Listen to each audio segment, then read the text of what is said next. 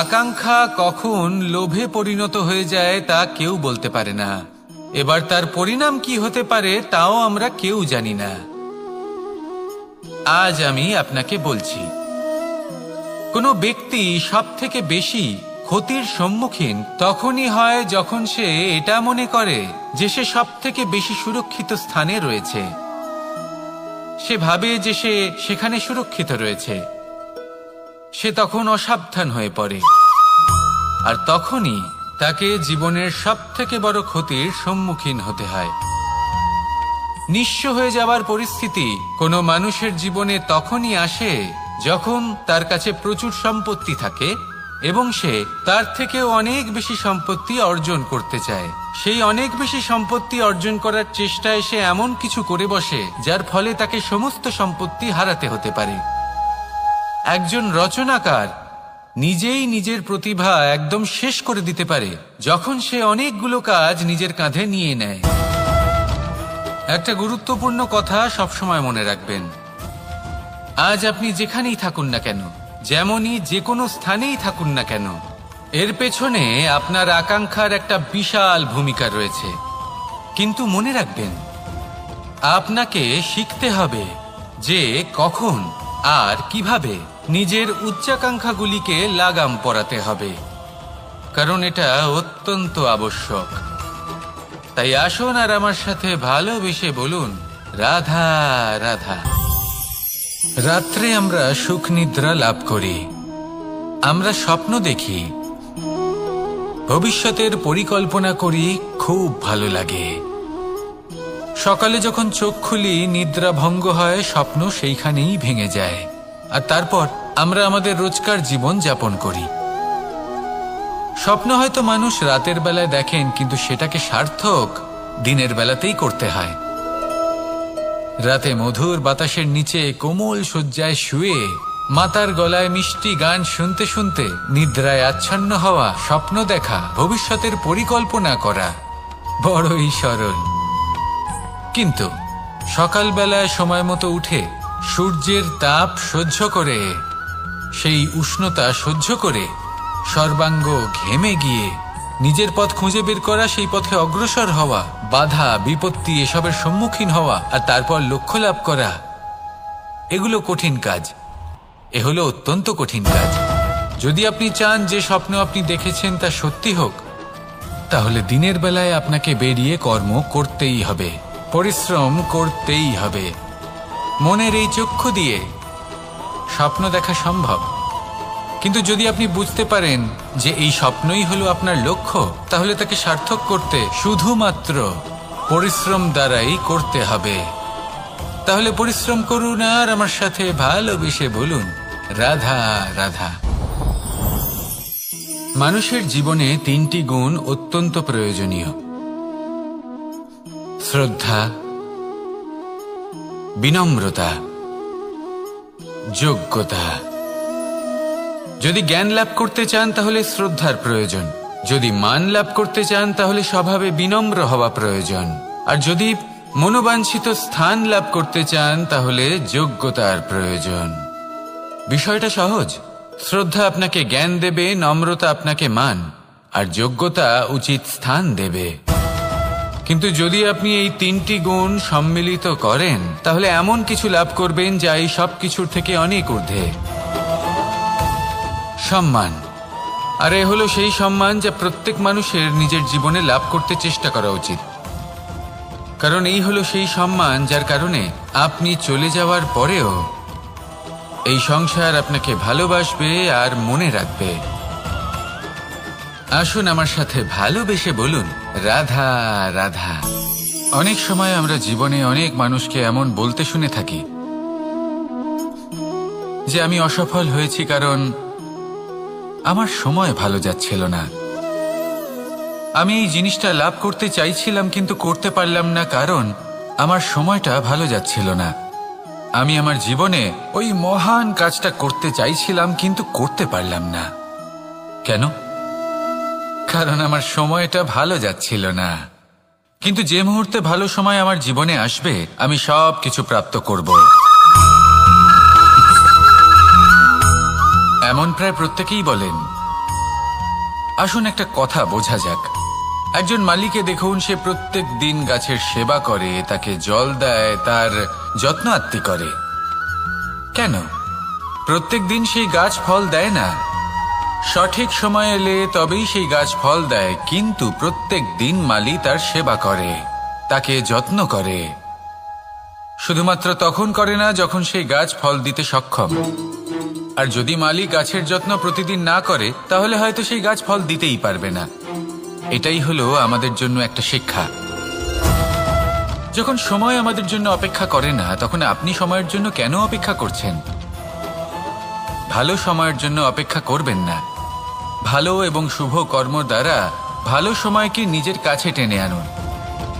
নিরন্তর কর্ম করুন, পরিশ্রম করতে থাকুন। শুভ সময় আপনা থেকেই আপনার কাছে আসবে। আসুন আমার সাথে ভালোবেসে বলুন, রাধা রাধা। মানুষের এই সংসারে জীবনযাপন করার জন্য কিছু জিনিসের প্রয়োজন পড়ে। এমন কিছু আবেগ, এমন কিছু বস্তু আছে যেগুলো তার প্রয়োজন হয়। কিন্তু সব থেকে বেশি যে জিনিসটা তার প্রয়োজন হয় সেটা হলো সম্মানের। আমাদের ভালো লাগে যখন কেউ আমাদের সম্মান করে। আমরা কাউকে সম্মান করলে তারও সেটা ভালো লাগে।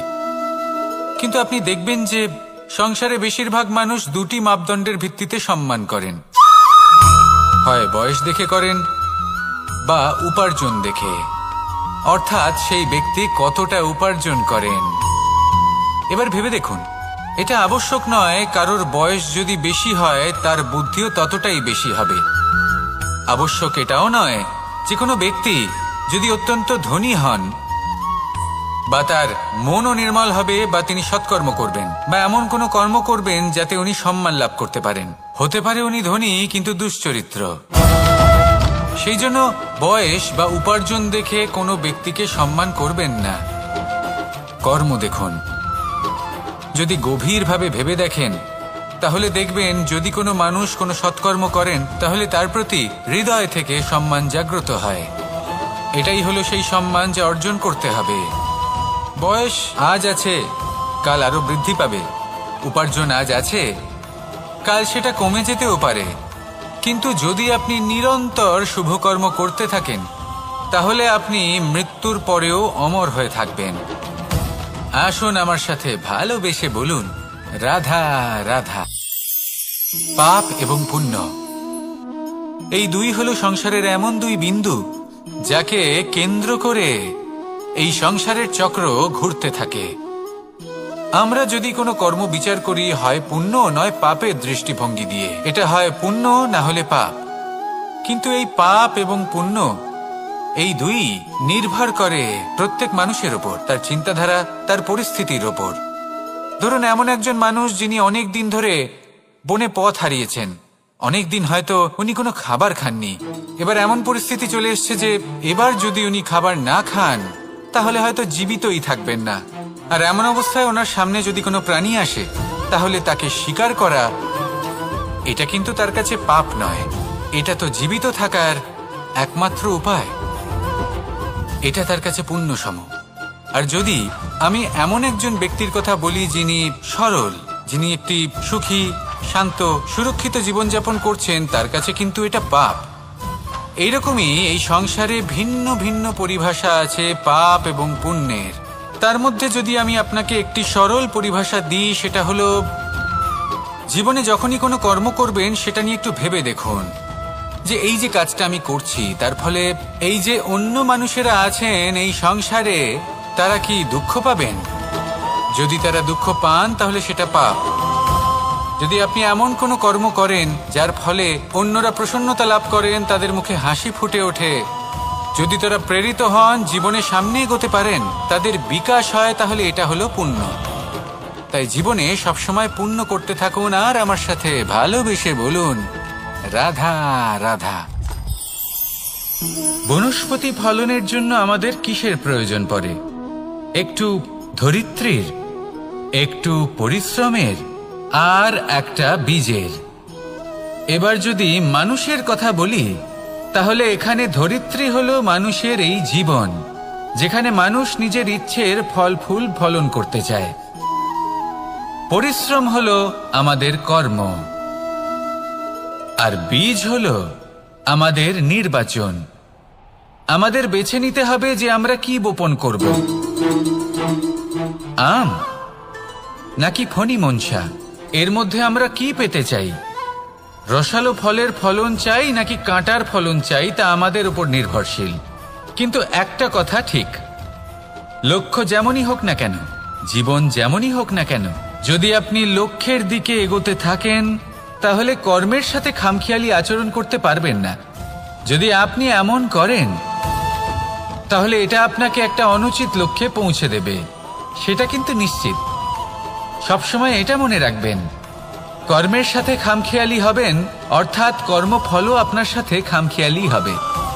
তাহলে নিষ্ঠার সাথে কর্ম করতে থাকুন আর নিজের লক্ষ্যকে প্রাপ্ত করুন। আর আমার সাথে ভালোবেসে বলুন, রাধা রাধা। অগ্নি চতুর্থ তত্ত্ব, সব থেকে বেশি গুরুত্বপূর্ণ, কিন্তু তার থেকেও বেশি ভয়াবহ।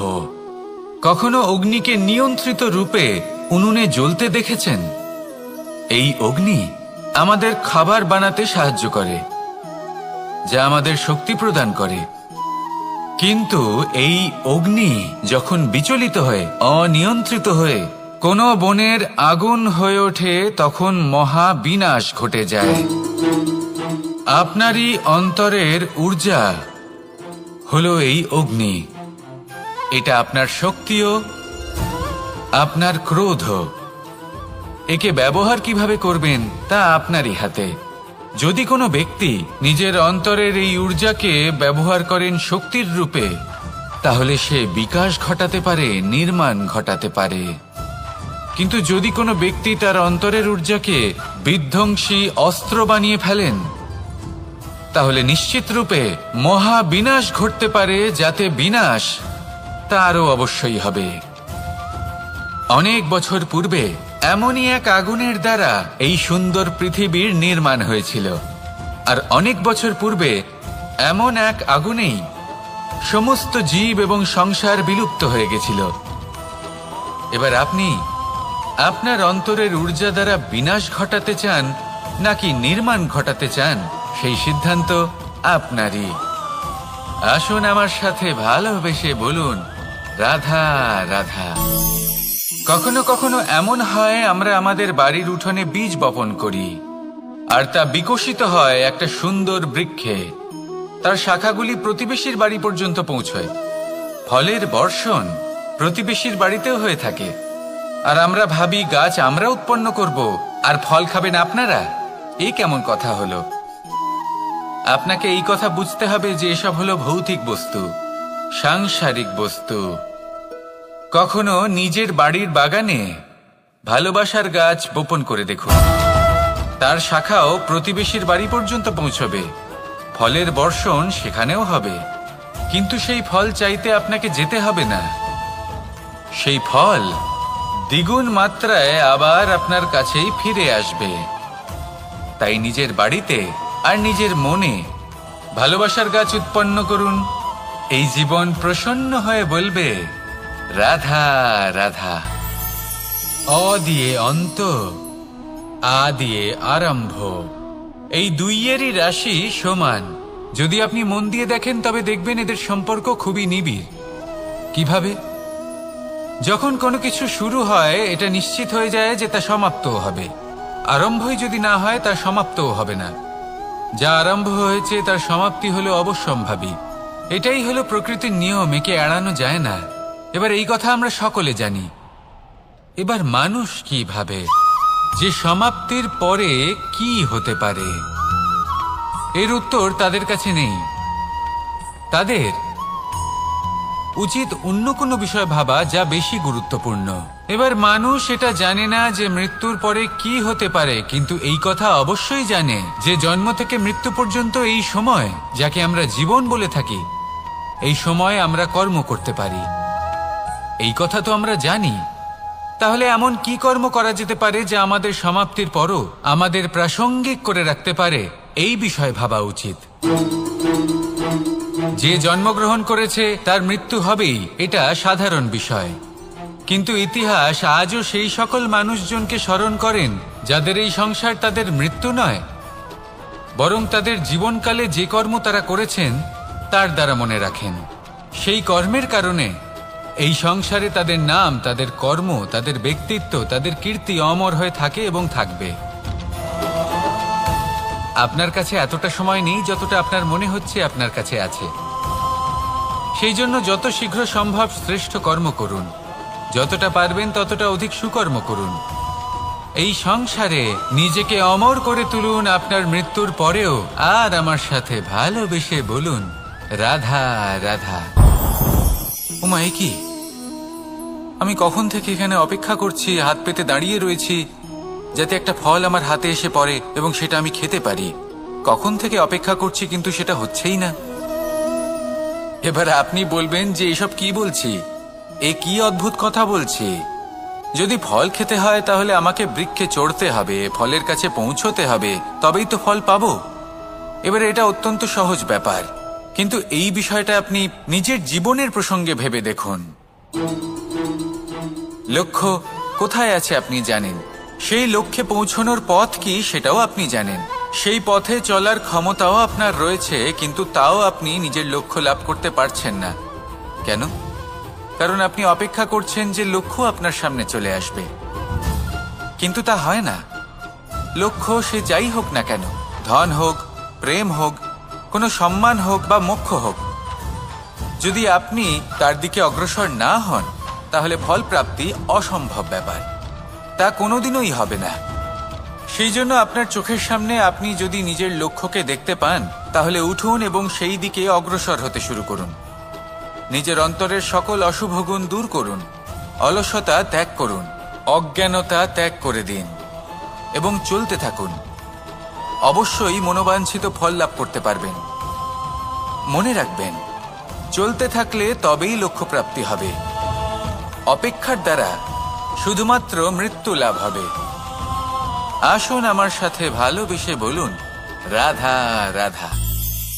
পাখি কখন জন্ম নেয়, কখন উড়তে শেখে, কখন বাসা বানাতে শেখে, কখন নিজের মৃত্যু লাভ করে, এসব আমাদের মধ্যে কেউ জানি না। কিন্তু পাখি একটা কথা খুব ভালো করে জানে, যে এই সংসারে ও যা কিছুই করুক না কেন, এই সংসারের ওকে নিয়ে কিচ্ছু যায় আসে না। এবার আমরা কি করি? কোনো কাজ করার আগে আমরা এটা ভাবি যে এই সংসার যদি আমাকে দেখে ফেলে তাহলে কে জানে এই সংসার কি ভাববে, আমার প্রতিচ্ছবি কেমন তৈরি হবে কে জানে, কে জানে কি হবে আদি ইত্যাদি। এই সব ভাবনায় আমরা মগ্ন হয়ে যাই। কিছুটা এমন ভাবে মগ্ন হই যে বর্তমানের কর্মের এই জীবনের যাত্রাপথে সেই সময়ের আনন্দ উপভোগ করতে ভুলে যাই। এবার দেখুন একটা পাখি কি করে, ওর কর্ম হলো গান গেয়ে চলা। ওই পাখি গেয়ে চলে, কেউ ওর গান শুনুক বা না শুনুক, কেউ আদৌ শুনছে কিনা সেই বিষয়টা নিয়ে সেই পাখির কিছুই যায় আসে না। সেই পাখি নিজের কর্ম করতে থাকে। হয়তো সেই জন্যই আপনি কখনো কোনো পাখিকে কাঁদতে দেখবেন না। এরকমই আপনাকে নিজেকে গড়ে তুলতে হবে। প্রথমে নিজেকে জিজ্ঞেস করুন, এই যে কর্ম আমি করতে চলেছি সেটা কি উচিত? যদি আপনার মনে হয় সেটা উচিত তাহলে সেটা প্রমাণ করুন। এটা ভাববেন না যে এই সংসার কি ভাববে। আসুন আর আমার সাথে ভালোবেসে বলুন, রাধা।